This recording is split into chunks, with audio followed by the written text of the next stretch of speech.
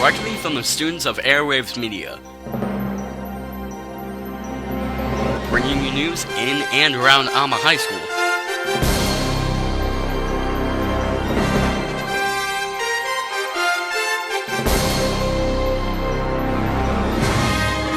You're watching the Airedale. Welcome to the Airedale. I'm Destiny Wheeler. And I'm Ben Mitchell. Today we'll be covering Family and Consumer Sciences, the NJ ROTC drill team, balancing school and work, plus much more coming up on the Airedale. ACT Succeed, an important part of preparing students for life after high school. But how? It helps prepare them for good scores on the ACT, one of their one-way tickets to a good college and many scholarships. ACT Succeed is a class where different students can come in and study for upcoming ACT tests. We interviewed Mr. Kelly about why it's important to do ACT Succeed. We offer a couple of classes during the school day for ACT prep, and then we offer our after-school ACT prep for every national test that's offered throughout the year. The number one thing, in my opinion, that you can do to prepare for the ACT is improve your reading comprehension skills. It doesn't really matter what type of test you're taking, whether it's English, math, reading, or science. You still have to read questions. You still have to go through prompts. You still have to read through passages. Typically, the 2 weeks before each national test, we offer the after-school ACT prep. It really depends on the student. Like if you're really wanting to go to college, like you're planning on going to college, we do ACT prep to help you get familiar with that test. They also do different test-taking strategies such as time management techniques to help improve their overall test scores. Our September session is the session that has the fewest number of students that are signed up for the test, so our numbers are relatively low. But once you get to October and December and roll into second semester, we typically have anywhere between 30 and 40 students during that 2 weeks before the ACT that's in preparing for it. Students can also get detailed feedback from their teacher to help identify their strengths and weaknesses they need to work on. This is Devin Reed and Kenton Huggins from Airwaves Media. Imagine taking high school and college classes at the same time. Well, here at Alma High School, that is a reality. Stetson Goodson looks more into the subject. Alma High School offers a wide variety of classes, including college courses. Some of the college classes offered include college math, college algebra, college trig, and more. Classes in Introduction to Education. There's also Educational Technologies, so 2 classes in education. Composition 1 and Composition 2, which are like the freshman English courses for students. We offer concurrent biology. We offer concurrent U.S. history and world history, 1 and 2 for both of those. To join a concurrent class, you need to have a 19 on the ACT in reading, along with a 19 in English for concurrent history and concurrent English classes, a 19 in math for concurrent math classes, another 19 in English for education, a 19 in math or science for concurrent science classes. Getting college credits in advance can bring some good benefits along with it. So the benefits of concurrent classes are that they're free. You can take them here in high school in a safe environment where you're kind of transitioning into college, but while you're still in high school. You've got the safety net of your teachers here whom you know and you know love you and care about you. If you were to take these classes when you're out of high school, it does cost a lot of money, and you're actually kind of chipping away already at a degree by taking those classes in high school. So what research has shown is that students who take those concurrent classes in high school, they tend to perform better in college and actually complete their degrees. So those are the benefits of taking a concurrent class. If you are thinking about taking a concurrent class, here's some advice on what you should consider. Students who want to sign up for a concurrent class, first of all, take your ACT. You need to be taking it in February, because you need to make sure you have the score before we sign up. What happens is students who don't have that score before we sign up for classes, then they have the pressure of having to try to get that score. It's so much easier if you sign up for the February ACT, go to February ACT Succeed. It's like any other test. You wouldn't go in unprepared to take any other test. I'm not quite sure why students taking the ACT think they're going to knock it out of the park without doing any studying. Students should keep in mind that they are building a college transcript with their concurrent classes. That can help or hurt them depending on how they do. This has been Stetson Goodson from Airways Media reporting on concurrent classes. Alma High School is home to many clubs, but there's one that stands out for fostering the next generation of educators, Educators Rising. You might have seen them selling cookie cakes at lunch as a way to support their cause. To learn more about what they do and the impact they make, we'll hear from Sarah Nutt, who's got the inside story. During lunch, you may occasionally see a stand selling cookie cake slices as a fundraiser for Educators Rising. Well, what even is Educators Rising? What do they do? Mrs. Strickland, who leads the club, is here to explain this. Educators Rising helps students be prepared for a career in education, or really any career, because we practice a lot of career skills that'll be useful in the future, from creating cover letters and resumes to practicing interviewing skills. And our pre-educator students go and they complete observation and work with teachers on other campuses in subject areas and grade levels that they're interested in. But it's not all about learning how to become a teacher. Educators Rising also does a lot of community service, and their fundraisers go towards hosting these events. We participate in different community activities. This year we did the Boo Fest in downtown Alma and the school, so we participate in Teacher Appreciation Week. We try to make sure our teachers here have a good week and feel appreciated during that time.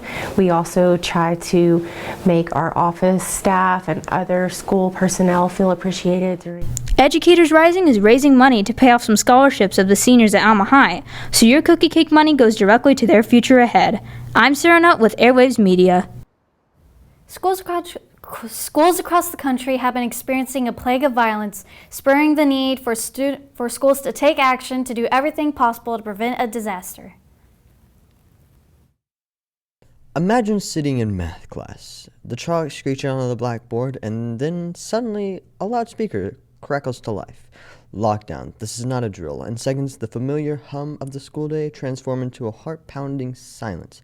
Here at Alma, the procedure is known as ALICE. Alert, lockdown, inform, counter, evacuate.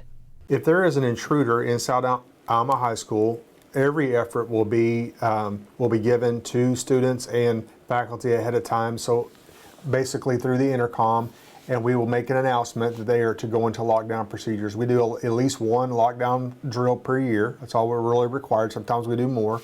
Recently, the school has installed blinds for all the windows on every classroom door. So if you notice, all the classrooms currently have a new security blind. Some of them are, basically they cover the window, the door window, or the window right beside the door. The purpose of that is it's a security shade that we've had installed through a security grant that we got from the state, okay?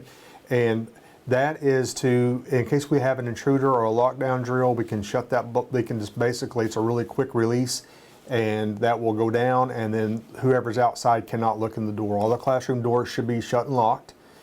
So that's basically there. It's just an extra layer of protection so people can't look inside the classroom. This is Louis Alexander with Airwaves Media. Thank you for watching. Imagine unlocking the door to your future with one form. That's what our seniors are going to be doing soon. They'll navigate the twists and turns of the FAFSA, the key to college financial aid. Here is Joshua Wagley with more on this powerful form. The free application for federal student aid is an application that students fill out based on their income and usually their parents' income, with few situations that would usually make it only the students, but 95% of FAFSAs are typically going to be a student and a parent. This year, the things we knew about the FAFSA have gone away through a process they call the simplification process. Here is Ms. Shelton with more on this simplification process. And so what that basically means is there are going to be fewer questions on the FAFSA, but the way that they do everything is different. And so students and parents will have to get an FSA ID where it used to be in real time, like you would apply and get your FSA ID. Now they are verifying identities of students and parents. So that can take, they told us, between 3 and 5 days. So that is one thing that students and parents can be doing right now. What they can't do is actually apply on the FAFSA. Even with the revisions to the FAFSA, it is still difficult to fill out. Here is Ms. Shelton again with some advice.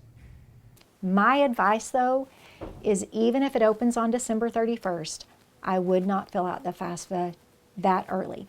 Here's why. Even before they did these revisions and this is the first revision that they have had major overhaul of financial aid in 40 years. Even when they were based off of their old system, every year when they would open up on October 1st for people to fill out the FAFSA, for about 3 weeks there were a lot of glitches on the system. So after years of working with FAFSA, what I learned was tell people wait a few weeks and then get on there and it should be fine because they'll have worked out all of the glitches. For Airwaves Media, I am Joshua Wagley. A few weeks ago, many juniors at Alma High School were nominated for the Arkansas's Governor's School. But what is Governor's School and how does this help upcoming seniors? Well, here's Abigail Spencer with more on this. Arkansas Governor's School is a prestigious opportunity for upcoming seniors in high school to broaden their academic lenses. It's hosted at Arkansas Tech University.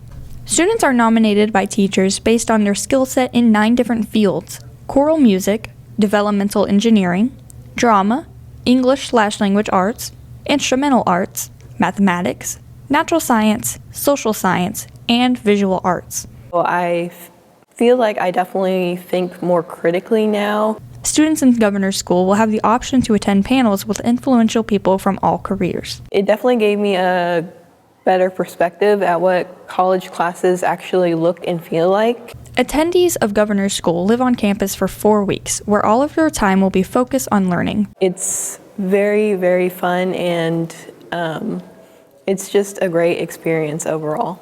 This has been Abigail Spencer for Airwaves Media. After doing some research into this topic, Destiny Wheeler is not really surprised that 2/3 of the teen population consumes a majority of unhealthy food, such as fast food and overly sugary sodas. As Destiny reads into this, she discusses the many downfalls of this unhealthy habit. About 67% of foods that teens consume on a daily basis is made up of very unhealthy foods, like fast food and oversugar candy. This is around 2/3 of the teen population. According to a study conducted by the National Library of Medicine in 2016, teens had the worst diet quality among other age groups, with teens eating less grains, fruits, and vegetables than other age groups. As concerning as this is, there is also another pressing issue that a study conducted by the Washington Post stating that foods you eat can affect your productivity and mental health. You may be wondering, how does this affect Alma High School? Well, Jacob, a scientist mentioned in the Washington Post, stated, "We know from animal studies and human studies that a poor diet can impair memory and attention within a week," meaning there may be students who have a poor diet and are experiencing mental health problems as well as having trouble in the classroom. This kind of effect can have a strong impact on students and eventually cause more damaging issues such as loss of sleep and low test scores. But how can we solve this concerning issue? By talking about these issues to your family and doctor, you can discuss healthy options that allow you to keep a healthier mind.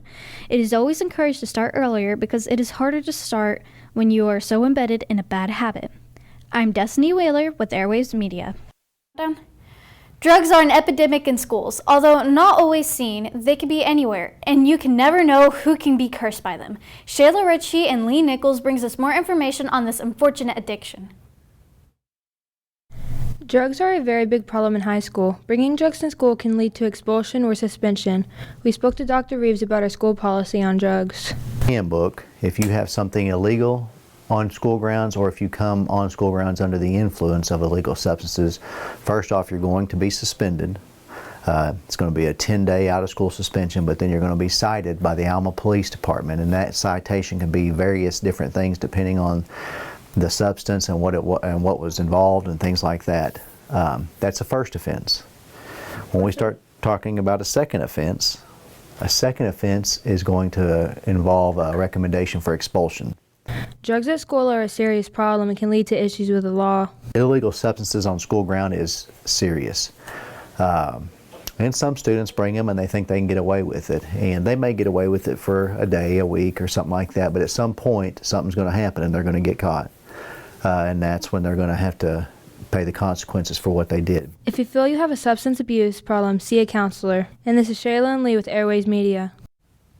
Art Club is such an exciting and fun club. It allows students to explore their creativity and show their projects to others. But what else does this club have to offer? Well, Hunter Cole brings us more on this exciting club. There are many clubs offered at AHS, but in this one, you get to be as creative as you want. Art Club, a club for the artsy students at Alma High. Here's Ms. Ferguson with more. So back in 2019, we used to have art club like in person, and we would have not very many people come because high schoolers are involved in a lot of different activities. I created a Google Classroom, and every week it would post tutorials for the kids to do. They didn't have to do it, but they could if they wanted to. And that first year that I had that going, I had like 90 kids in art club, which is like so much more than I've ever had. So we just kind of kept it going, and I've learned over time that art students tend to be more introverted, and so they don't really necessarily want to come physically in person and come make art. They feel much more comfortable being able to do it in their own time, in their own sketchbooks. So it's kind of worked for us. Right now I've got about 35, 40 students in there this year. That's a pretty low number for us normally, but that's kind of where Art Club came from and kind of why it's a digital art club now. Art Club is a very fun and creative way to express yourself here. If you ever want to join the Art Club, make sure to sign up for it at next year's club fair. This is Hunter Cole with Airwaves Media. There's a new season of basketball coming up. The Airedales are coming at it hot this year, preparing and practicing to get a score in their competition.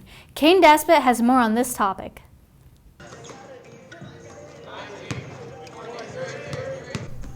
Here comes the Airedales. The basketball season is coming soon to Alma, with the players hard at practice every single day to get ready for it.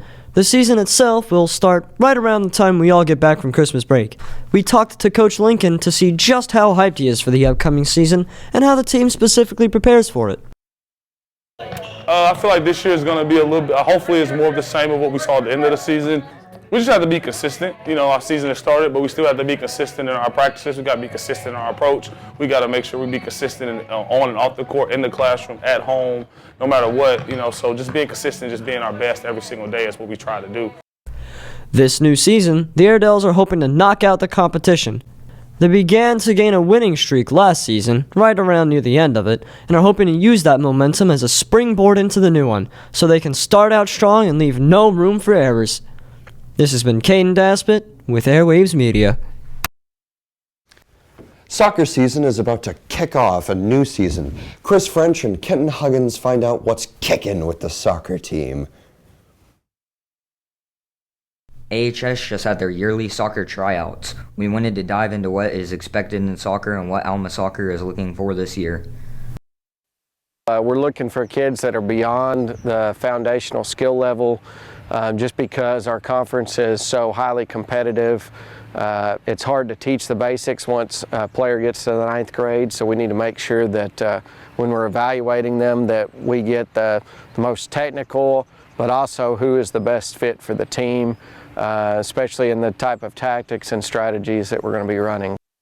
Alma Varsity Soccer has been training this off-season, and their main focus is passing. The big thing that we're going to place an emphasis this year on is passing, like just making the right passes and being in the right places. When you can spread out a team the full width of the field, it makes it a lot easier for those channels to open up and those passes to be made. So we're placing a premium on those that can pass the ball, and then also on our counterattacks this year. We have a pretty good group of boys who can score. We have several girls who can score also, so we're looking to see who can quick counter and try to get us a quick goal by catching defenses off guard. But definitely passing, and then just having your head up and being able to distribute the ball is a huge key for us this season. For this year to go well, they would like to hit their target number of students. So for boys, we'll have varsity and JV, so we're looking for about 15 to 18 boys for varsity, and then the remainder for JV. We pretty much play every JV game in conference with our conference teams, so you know, we're looking to be able to basically have almost 2 separate teams. So we'll see how it kind of shakes out. We'll have some kids that play varsity and JV, but about 15 to 18 on varsity and about 12 to 14 on JV. Alma Soccer begins soon and we wish them luck this season. This has been Kenton Huggins and Chris French for Airwaves. The beloved mascot of the Alma Airedales has been hyping up fans for decades, yet not everybody knows how he should be treated. JC takes a look into this issue. Scruffy is our mascot, the mascot that can interact with fans. It's our Airedale where somebody dresses as the mascot and they can interact with fans, similar to what you see at a Razorback game with the hog walking around interacting with fans. So, Scruffy's main rules are that he has to keep the magic alive. That means that he has to stay in character and, like, he has to keep the people around him safe. So Scruffy is pretty much the face of Alma High School. Scruffy promotes spirit throughout our sports programs, and Scruffy helps just embody what the Alma community is. Another pretty vague rule is that he needs to make sure that he's not doing anything stupid and that people are not doing anything stupid to him, because that's not very nice. So we don't want our fans pulling on Scruffy's tail, coming up to Scruffy and maybe hitting him or messing with him. It's very hard for Scruffy to see, and so when little fans do that, sometimes Scruffy doesn't know what's happening, and that's really difficult for him. So if you're a parent, please help your kids know to not be pulling on Scruffy's tail and hitting him and that sort of thing. And then if you're a student, please be respectful of Scruffy. Okay. So people should be aware of when they're around Scruffy at a game or during like a viewing or something, that Scruffy is a person just like them. Even if he's a mascot, he still has feelings, okay? So make sure not to harass him or bully him or anything like that. And if there are kids nearby that are scared of him, he'll do his best to avoid them. He'll, like said before, do his best to keep everyone in safety and privacy. I am Jace Coleman for Airwaves Media. Brr, it's getting chilly outside. With that cold wind comes dangerous temperatures. Stay bundled up as Peyton Phillips discusses the upcoming winter weather. After what seems like a millennium, winter has officially arrived, which means winter weather. But what kind of weather should we expect? Although we don't get much snow, we should expect freezing temperatures and ice on the road. So as winter progresses, you should make sure to bundle up so that way you won't freeze. But if it does snow, you should make sure to expect winter natural disasters like hail, ice, and especially blizzards. So, stay safe, as this has been Peyton C. Phillips for Airwaves Media. Christmas is commonly celebrated not only across the country, but across the world in completely different ways. But Ben Mitchell decides to talk to one guy about his experience with Christmas instead. Around Christmas time every year, people gather around to share joy, care, and love for one another in a kind little celebration of a surprisingly common Christian tradition. Christmas is a time for giving, and more importantly for many, receiving gifts. Here's J.J. Norville to sum up my thoughts on the subject. Christmas is a beautiful time of year. But why is Christmas such a beautiful time of year? Because Christmas, everyone is more joyous than any other time of the year. Probably because people are either looking forward to getting gifts or giving gifts or something along those lines. Anyways, this has been Ben Mitchell with Airwaves Media, and do we like getting gifts? Of course, everyone does. As Christmas break is slowly approaching, many people have come up with plans to fill in that vacant 2 weeks, including spending time with family and going on vacations to see family from out of state. Kenna Jones discusses the various plans people have for this Christmas break. Christmas break is just around the corner, and that means that people are getting ready to go on trips, visit family, or even just to sleep. We asked a couple of students and teachers what their favorite thing about Christmas break was, and here's what they had to say. Probably have to say my favorite thing about Christmas is the desserts. Every year we make cake balls of all different flavors and kinds, and they are really, really yummy. My favorite thing about Christmas would also probably have to be the food. I know like most people say that, but like it's so good, especially when my grandma makes it. She makes homemade desserts and they're so good. There are a bunch of holidays that are celebrated in the span of Christmas break, like Christmas, New Year's, and even Boxing Day. We asked a couple of people what their favorite holiday was, and here's what they said. New Year's, because Christmas is over and the new year begins, and it's better. I guess I prefer Christmas over New Year's. I say New Year's because New Year, new me. There are over 1 million Christmas traditions around the world. Some of those traditions are hanging mistletoe or even hiding a pickle in the tree. We went around the school and asked a few people what one of their Christmas traditions were, and here's what they said. We don't really have many traditions. We just kind of spend time with each other and open presents. Things we do is every single year we go do Hobby Lobby or Walmart and we go pick out an ornament. Every single year we pick out an ornament and we label like what year we got it from. We have some all the way back to like 2004. Our family tradition is that on Christmas Eve, my mom lets me open one present, and in that present it is a pair of pajamas and a movie that we get to watch that night. And that's what we do. No matter how you celebrate Christmas, don't forget the true meaning of it. This has been Kana Jones for Airwaves Media. Thanks for watching this episode of the Airedale, and don't forget to subscribe to our YouTube channel and follow us on all of our social medias at Airwaves Media. And as always, go Airedales!